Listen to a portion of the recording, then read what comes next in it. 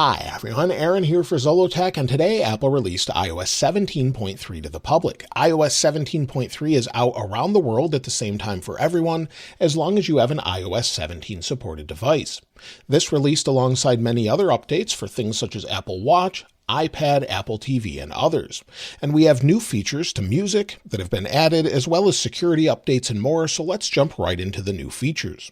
If we go into music, the first thing that you'll see once you've installed iOS 17.3 is a new splash screen with all of the new feature updates.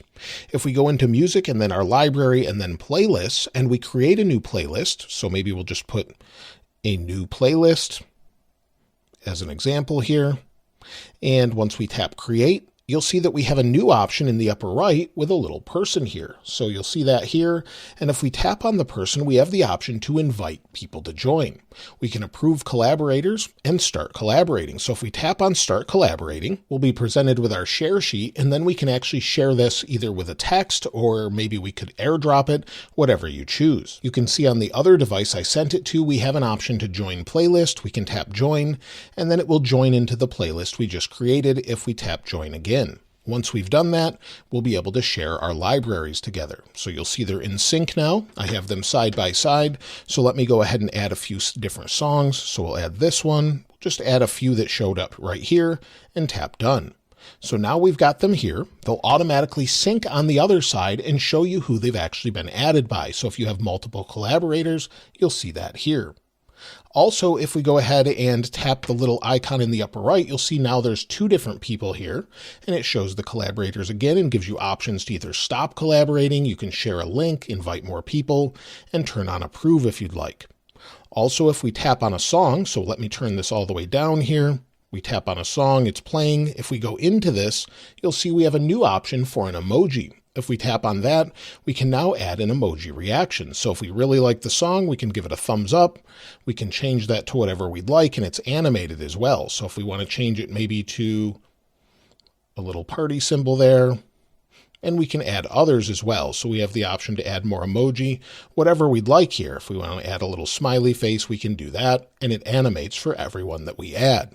So it's a nice little update to Apple Music that they've added throughout all of the playlists, something we've had or wanted for a while that they've shown with iOS 17 that we finally have. A big feature that Apple has added with iOS 17.3 is stolen device protection. If we go into our settings, scroll down, if we go to Face ID and passcode, put in our passcode. If we scroll down again, once we're in this menu, you'll actually see a new option for stolen device protection. We can turn this on, and it says this adds another layer of security when iPhone is away from familiar locations such as home and work. Face ID is required to access certain data, and a delay prevents quick changes to security settings. Now, this is actually a little bit of an issue sometimes. If maybe you're planning to bring it to Apple for service, you may want to turn it off ahead of time. Since this actually is typically finding where you're located based on your home and other places, if we go to turn it off, we'll actually have to put in our Face ID, and then sometimes it will actually delay it for an hour. So that's actually a feature to make it more difficult to actually change settings and passcodes. We can tap Start Security Delay, and despite me being at home, it still makes me wait an hour to turn this back off. So just keep that in mind if you're going to use it, but it is something new that's really nice that makes it much harder to actually change information if someone was to grab your device. We'll tap Done, and then we'll go back. Something else they've added that sort of goes along with device security has to do with lockdown mode. If we go to privacy and security, scroll down to the bottom, and if we have lockdown mode enabled, Game Center will no longer function properly. So keep that in mind. If you want to use lockdown mode for the most secure device possible, certain functions won't actually work, and they've actually added Game Center to that list this time around. If we go back to our lock screen, they've added a new wallpaper. Press and hold. We'll go over and start a new wallpaper or add one here. If we scroll down, you'll see a new Unity wallpaper. It says designed by Black creatives and allies at Apple to honor Black history and culture. This goes along with an all-new Apple Watch band as well, and we have some different options here. So we can swipe between styles where we have different colors such as red, green, and multicolor or black, and pick whatever we choose. Again, we have a couple different options, and Apple typically adds these every year around this same point. So we have the older ones that we had from previous years, but we also have some new ones called Unity Bloom. So if you want to use those, they're now available. If you travel a lot and stay in hotels often, there's a new feature that will be really beneficial once the hotel supports it. If we go into our settings, then General, then AirPlay and Handoff, if you're using AirPlay, select hotels that support AirPlay to TVs or Apple TVs will now have the option to allow you to AirPlay from your device without actually signing into anything or transferring any personal data. It keeps the device secure and also allows you to transfer things such as music. If you want to AirPlay that, you can set it to music or movies or anything else that you can AirPlay. You'll be able to do that in hotels. So hopefully many hotels start to support this. Also, there's an update in your settings under General and then Apple Care and Warranty. Apple Care and Warranty will now show you all the devices signed into your Apple ID, not just those paired with the device that you're using. So if we scroll down, you'll see all the different devices I have in my family or my own personal devices, and it shows the Apple Care status as well. So that's something that's really nice. Instead of just seeing some of your select devices, everything's now listed here with warranty information and more. With iOS 17.2, Apple finally added the journaling app. Journal now has a new option. So if we go under Settings, scroll down a little bit till we get to Journal. Under Journal, you'll see a new option for journaling suggestions. Now, you may or may not have all the options I have here, depending on what you've allowed within the journaling app itself, but journaling suggestions is new, and it has some settings for privacy and notifications. So if we go into privacy, it brings us right into journaling suggestions privacy. We can turn them all off for activity and more, and then just arrange this to whatever we'd like. We've also got notifications, but when we swipe back, it doesn't bring us back to where we were. We have to go back into Journal, then go to Journaling Suggestions, and then go into the other options here for notifications. So we have some notification options for journaling as well. So it's nice that they've added these, but it's kind of odd that you have to swipe back a couple times and then go back into your settings to get to the journaling suggestions. Now, if we have spatial video enabled on our iPhone 15 Pro or Pro Max, that allows us to record spatial video for Apple Vision Pro that's coming out very soon with the two cameras here on the side. We now have a new splash screen the first time we enable it. So first it needs to be enabled. So if we scroll down to our camera settings, then we go to Formats. Under Formats, scroll down. You'll first need to turn on spatial video for Apple Vision Pro. Once you have that enabled, go into Camera, then rotate to Video. Once you've rotated, you'll see the little icon there for spatial video. So we'll try that again. Tap on it, and the first time you go into it, you'll see a new splash screen that explains some new features with it, and that it records at 1080p and can be used with Apple Vision Pro. You can view those here as that was added previously, but it's just a new little splash screen you'll actually see the first time you go in. Now, if you're using the fitness app and you're using this along with maybe AirPods working out, maybe working out to one of the workouts within Fitness Plus or something along those lines, once you get close to the end of your workout, Siri will now ask you if you're using AirPods and have Siri enabled, if you want to end that workout. So it will audibly ask you, and then you can say, yes, end the workout. Apple didn't state this specifically, but it seems to work in this update. So that's something new. Let me know if you've seen that before, though. Now, Apple also mentioned one other thing, but they didn't put it under a bug fix, but it really is more of a bug fix. With iPhone 14 models and iPhone 15 models, Apple added emergency SOS with crash detection. Crash detection has now been optimized again on all iPhone 14 and 15 models. So that's more of a bug fix where they've made that so it's optimized so it either works better when it's supposed to or doesn't work when it's not supposed to. I've actually seen this firsthand in a car accident I was in last year.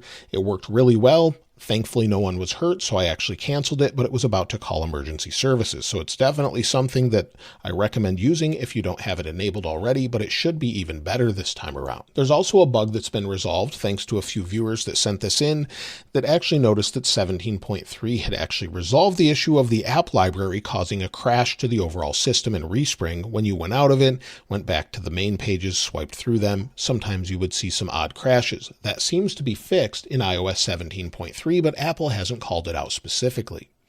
Now, there's also security updates in this update, but we won't see those actually updated probably for a few hours. Sometimes Apple updates them right after an update releases. Sometimes it's a couple days before they add everything. But you can see the overall security updates. I'll link them in the description. And you can see iOS 17.2 here with its different security updates with its impact description and the CVE number and the researcher or person that actually submitted it to Apple. So be sure to check those out if you're interested. I'll link them in the description below. Now, as far as additional bugs, well, the wallpaper dimming bug is still there. You'll see as I scroll up, it sort of loses some saturation. It seems to be less severe, but it's still present. Also, the notification bug is still there. However, I don't currently have any notifications, but they will just jump in and out. That hasn't been fixed since iOS 16, though. So maybe they're just waiting until iOS 18 to resolve this. I'm not really sure. As far as Wi-Fi, it seems to be resolved for most people. I haven't had any issues whatsoever in iOS 17.3 with Wi-Fi. If you are still having an issue, you may want to try resetting your network settings. However, I wouldn't recommend doing this unless you know all of your passwords, as it could wipe some of those out. But if you go into your settings, go to General, then Transfer or Reset iPhone, tap Reset, and then Reset Network Settings, you can do that, and sometimes it will resolve the issue. But again, you may have to re-enter a bunch of passwords for networking after that. So keep that in mind. Now, there is a new modem update in this version, so that could improve some connectivity overall. So going from iOS 17.2.1 to iOS 17.3, you'll see an update, but if you were on the betas, you wouldn't necessarily see a modem update. So that could help with overall connectivity. When it comes to performance, it's been pretty good. I've been using this full time on my other device here, so performance has been pretty great, and I haven't really had any issues. Everything seems to load nice and fast, scrolling is nice and smooth as far as ProMotion, and it's been a pretty good experience. In fact, the Geekbench scores typically show that. So if we go back out, and let's go over to this device. I ran it right before I made this video. Go into Geekbench. You'll see we have 2,955 for single core, 7,448 for multi-core. That's probably the highest I've seen it in a very long time, if ever. So I would say overall performance is quite good. Heat is quite good as well. I haven't had the device getting very warm, and I'll just show you this very quickly with a thermal camera. Now keep in mind I was holding on to this, so it's going to warm up a little bit, but as far as the overall temperature, we have almost about 32 degrees Celsius, and it seems to be cooling down a little bit, and we have about 86 degrees Fahrenheit. So it's staying pretty cool in general. Most people are saying the same thing with the follow-up video. As far as battery life, let's take a look at the phone I've been using full time here. If we go into our settings, and then we go up to battery, we'll go to battery health and charging. We're at 100%. So at the time of this video, I'm still at 100%. And as far as cycles, if you're curious about that, on the iPhone 15 models, we can check that in general and then about. You'll see I currently have 86 cycles. So I've been using it full time, like I said, and back in battery. This could drop anytime soon though. But over the last 10 days, yesterday, I didn't have great battery life, but many people are reporting this is much better than iOS 17.2.1. So the majority of people are saying that, especially in the weekend follow-up video. I had about 3 hours and 15 minutes of screen active time, 1 hour and 19 minutes of screen idle time.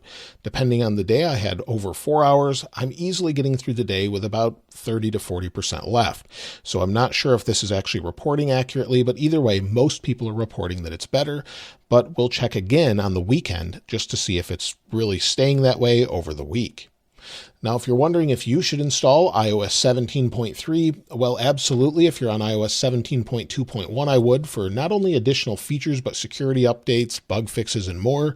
Again, most people report it's actually better as far as the overall using it during the beta and through the RC. So I really wouldn't hesitate, but if you are nervous, again, you could wait for the follow-up on the weekend where we'll talk about that in detail.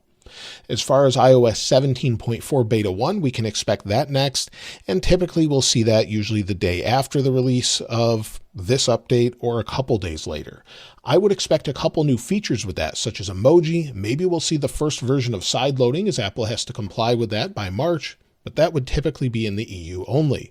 So at this point in time, we don't really know for sure, but it looks like iOS 17.4 Beta 1 will start out in a couple days. So look for that. Of course, I'll have a video all about that as well.